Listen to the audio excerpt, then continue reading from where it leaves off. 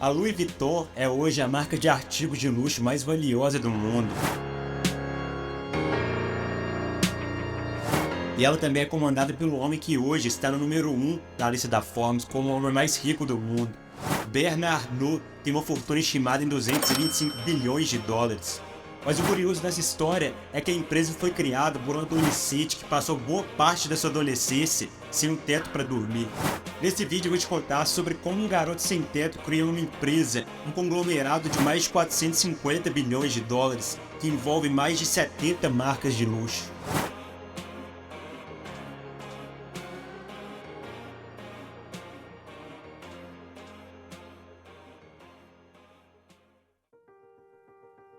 Louis Vuitton nasceu em 1821 numa fazenda que morava com essa família na pequena vila francesa de Annecy. Naquela época a vida era mais difícil. A fazenda não tinha eletricidade, então isso significava que os alimentos dos animais precisavam ser triturados através de moinhos. Enquanto Louis e seu pai faziam um trabalho duro nos moinhos e cuidavam da plantação, a sua mãe fabricava chapéu para ganhar um dinheiro extra. A escola mais perto ficava a mais de 1 hora de distância e como o trabalho na fazenda era difícil, Louis deixou de estudar para ajudar os pais. Por isso, ele não aprendeu a nem ler e nem escrever. A situação financeira da família era apertada e ela se tornou ainda pior quando a mãe de Louis morreu quando ele tinha apenas 10 anos de idade. O seu pai não demorou muito a se casar novamente, mas a nova madrasta de Louis era abusiva e controladora.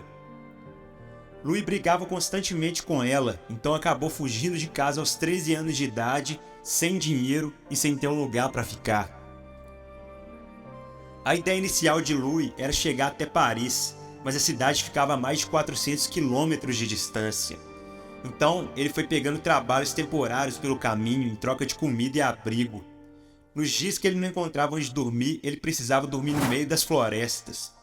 E foi assim, pulando de emprego em emprego, que Louis Vuitton aprendeu as habilidades que se tornaram essenciais mais tarde em sua vida.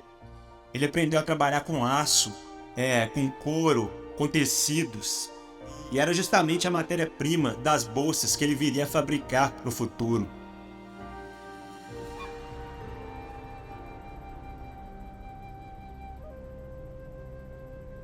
Louis Vuitton levou 3 anos para finalmente chegar em Paris, e a primeira coisa que ele fez por lá foi arranjar emprego como aprendiz em uma fábrica de caixas. Naquela época as pessoas não costumavam usar malas para viajar, elas usavam caixas grandes, baús, arcas para colocar todos os seus pertences, e muitas vezes essas caixas eram encomendadas sobre medida. Então, às vezes a pessoa tinha uma carroça, por exemplo, e a caixa precisava encaixar lá, onde que fica a bagagem. Então ela encomendava às fábricas essas medidas específicas. Esse trabalho lhe permitiu conhecer muitas pessoas de prestígio em Paris, afinal, viajar ainda era uma coisa que só os ricos faziam.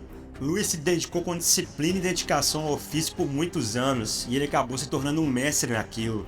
A sua habilidade era percebida na forma que ele entalhava o couro e dava acabamento para as caixas, e isso chamou a atenção até mesmo da imperatriz da França. Esse fato acabou se tornando um grande marco para sua carreira, porque ela lhe nomeou como seu fabricante pessoal no ano de 1851.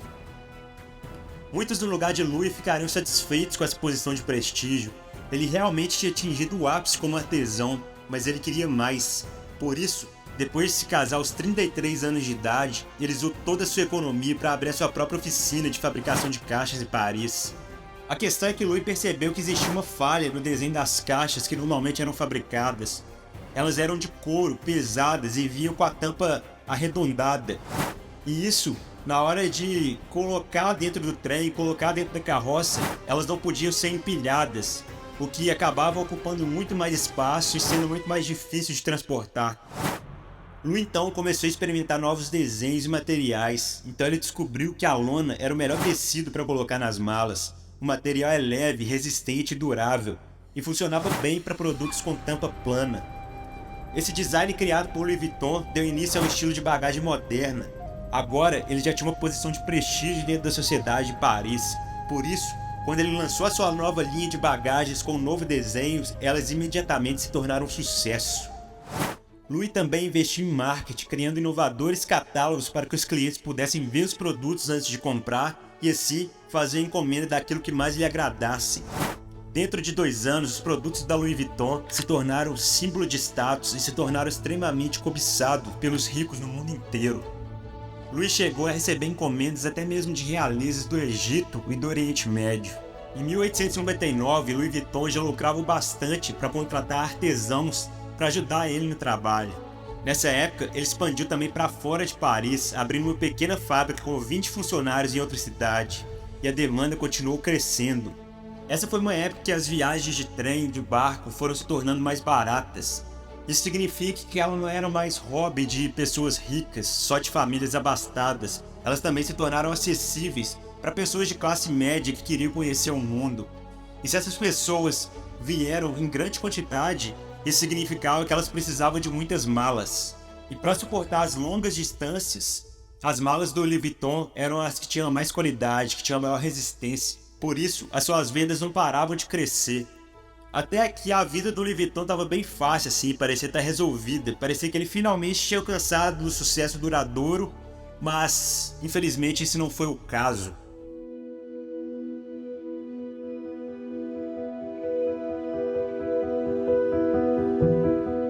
Em 1870, quando Louis Vuitton fez 49 anos, a Guerra Franco-Prussiana estourou.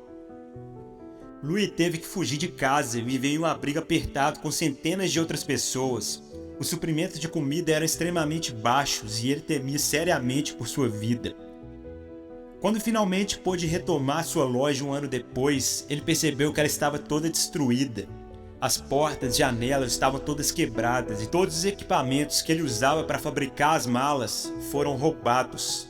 Ele percebeu que tudo que tinha construído durante todos aqueles anos tinha ido por água abaixo. Mas em vez de desistir, ele decidiu usar essa situação a seu favor. Ele pegou todo o dinheiro que tinha guardado e prometeu que criaria uma oficina que seria ainda melhor do que a anterior. Com todo o problema da guerra, muitas pessoas haviam fugido de Paris e desocupado lojas em pontos importantíssimos da cidade. Haviam muitas lojas disponíveis para locação e Louis inaugurou uma em que ficava numa área nobre de Paris, muito melhor do que a anterior. O lugar era realmente perfeito. Ficava próximo à estação de trem e ao Grand Hotel. Isso significava que a loja ficava justamente no meio, bem onde seu público-alvo passava. Em 1872, Louis lançou um novo design, uma mala feita com listras beges que se tornou imediatamente a sensação entre as pessoas que buscavam um produto mais moderno. Muitas outras marcas tentaram copiar esse estilo, mas a qualidade era péssima e por isso as pessoas continuaram procurando a autêntica Louis Vuitton. Durante os próximos 20 anos, Louis Vuitton continuou trabalhando diligentemente em sua oficina de Paris, até falecer aos 70 anos de idade. Mas a história de Louis Vuitton não acabou por aí. Agora ela estava na mão do seu filho Georges, que assumiu o negócio da família. Georges quis expandir a marca para outros países e chegou até mesmo a abrir uma loja em Londres, que se tornou rapidamente popular. Nessa época, as outras marcas já haviam começado a falsificar as malas Louis Vuitton. Por isso, Georges Vuitton lançou o famoso e icônico LV, que está nas malas e nas bolsas até hoje. Ele fez isso para diferenciar o produto e também colocou fechaduras revolucionárias para trancar as malas. E assim, as vendas continuaram subindo. Em 1900, a Louis Vuitton já tinha 100 funcionários e continuava a crescer ano após ano. Todos os funcionários eram treinados durante um longo período até se tornarem especialistas em fabricação de malas. E até hoje, esse controle rigoroso de qualidade se mantém. Para um funcionário ser capaz de produzir um produto da Louis Vuitton por conta própria, ele tem que passar por um treinamento que dura entre 18 e 24 meses, até se tornar bom o suficiente. Em 1925, a Louis Vuitton criou uma nova linha de produtos devido a uma influente figura da moda, Coco Chanel. Ela encomendou uma bolsa no formato de cúpula, que inicialmente era para o seu uso pessoal, mas ela acabou caindo no gosto do povo e foi produzida em massa. O nome do modelo era Alma, e isso levou a Louis Vuitton a criar bolsas pequenas de couro como a Keepall ou No ou Speedy, que desempenharam um grande papel em tornar as bolsas mais fashion do que antes. Após a morte de George Vuitton em 1936, a empresa ficou para seu filho e neto de Louis Vuitton, chamado Gaston Louis. No momento era difícil porque a França estava entrando em outra guerra. Durante a Segunda Guerra Mundial, vários contratos foram cancelados e a fábrica da Louis Vuitton foi obrigada a fechar. Paris estava sitiada novamente e a única maneira de Gaston salvar Louis Vuitton foi colaborando com os nazistas alemães. Isso permitiu que Gaston abrisse uma loja luxuosa no Hotel Park sob o comando do regime nazista, enquanto várias outras marcas fechavam as portas. Coco Chanel também colaborou com os nazistas e talvez só por isso essas marcas continuam existindo hoje, mas elas tentaram apagar esse fato de suas histórias. Durante uma pesquisa para escrever o livro Louis Vuitton, a saga francesa, a autora Stephanie Bonvitch pediu para ver os registros do período da Segunda Guerra, e a empresa alegou que esses registros haviam pegado fogo em incêndio. Desconfiada, a autora pesquisou mais a fundo e descobriu a loja do Hotel Park. Apesar dessa questão controversa, a Louis Vuitton conseguiu se manter como símbolo de status até nos dias de hoje.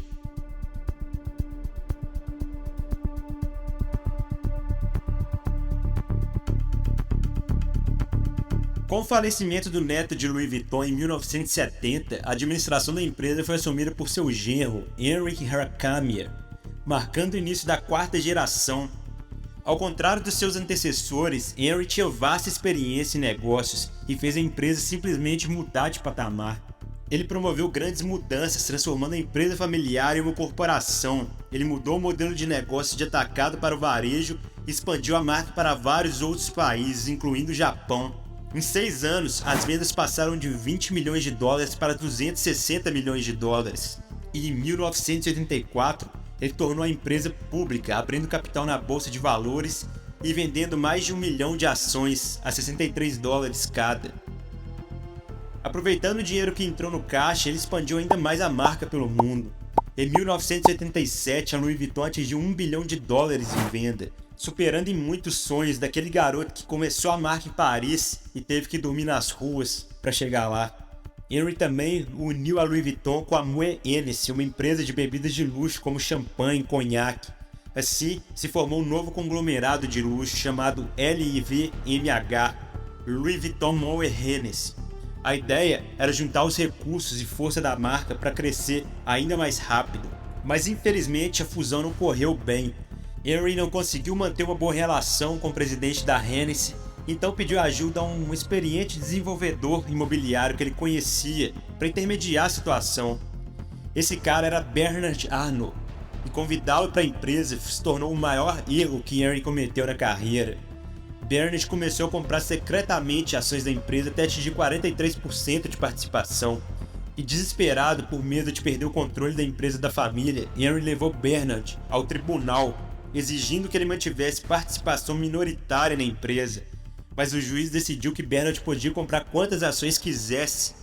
Henry então foi derrotado e acabou saindo da empresa.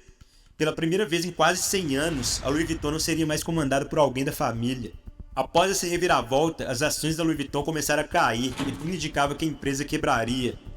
As revistas de moda deixaram de dar atenção para a marca e os jornais começaram a ignorá-la.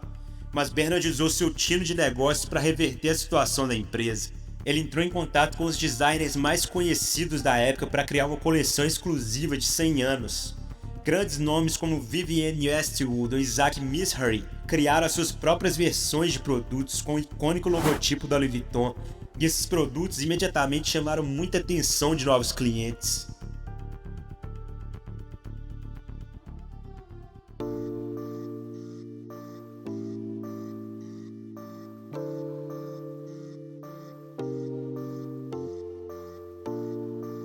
O investimento de Bernard na Louis Vuitton se provou um enorme sucesso. Atualmente, ele é o CEO da empresa e foi reconhecido pela Forbes como o homem mais rico do mundo. O seu patrimônio é avaliado em 225 bilhões de dólares. Bernard Arnault é reservado e não gosta de atenção, quase nunca dá entrevistas, mas é conhecido como um lobo em pele de cachemira por ser realmente implacável nos negócios. Sob seu comando, a Louis Vuitton adquiriu e se fundiu com mais de 70 marcas de luxo. E tudo isso começou com a jornada de um simples garoto sem teto. Embora a Louis Vuitton esteja navegando em um oceano azul quando se fala em marcas de luxo, ela enfrenta enormes desafios com falsificações. Todos os anos, ela gasta centenas de milhões de dólares com o processo e vê o valor da sua marca ser corroído por fabricantes chineses que fazem bolsas com visuais idênticos. Recentemente, a Louis Vuitton se juntou à Supreme para criar produtos casuais com o monograma da marca. Alguns itens da coleção Louis Vuitton Supreme, como o baú de couro e o moletom, são vendidos por até 125 mil dólares e 5 mil dólares, respectivamente. Hoje, o nome Louis Vuitton sozinho é avaliado em cerca de 40 bilhões de dólares e a empresa tem mais de 400 lojas espalhadas por todo o mundo. Ela ainda continua sendo uma marca cobiçada por ricos e famosos no mundo inteiro, assim como era em Paris nos tempos de Louis Vuitton.